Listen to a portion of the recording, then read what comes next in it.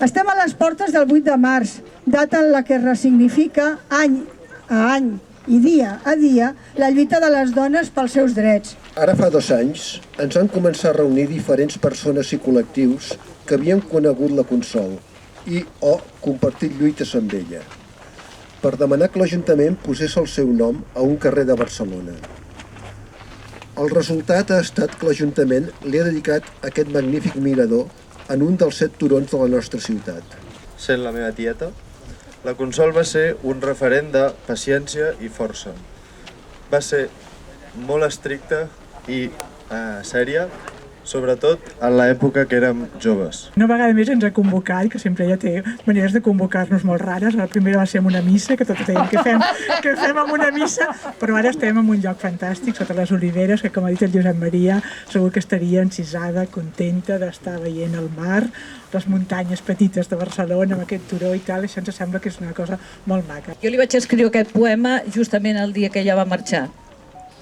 Diu, els núvols avui s'han llevat com una ganyota, descarada, inhòspita, encara de fer ferotge. Els núvols avui són un carret avorrit, un espai que no es permet veure la mar Mediterrània, la teva mar, la nostra. Malgrat tot, anirem pressuroses per trobar-te nosaltres. I galtes avall, les paraules s'enclaven com urpes en el fons de les butxaques, com bocins de temps esmicolat. Avui, 9 de desembre, m'ha fugit una altra fada i nosaltres ens hem quedat una mica més nàufragues. Consol, estimada amiga, companya. Aquest mirador teixeix llaços, com sempre feia la Consol, entre diferents activismes, espais, aquí a Gràcia i arreu del món. Entre pobles era l'espai que compartia amb en Josep Maria i que li permetia unir els seus múltiples i diversos activismes.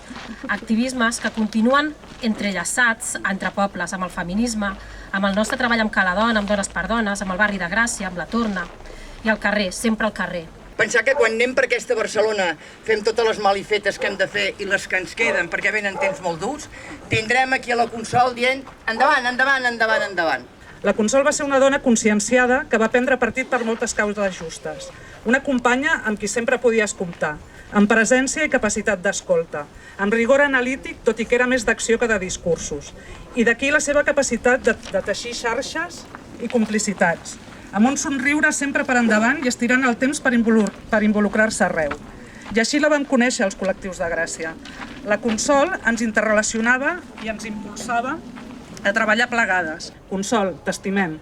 Que la teva rialla de nena eterna ressoni des d'aquest lloc preciós, a partir d'allà, lloc de referència. Fins a la victòria sempre. Visca el 8 de març.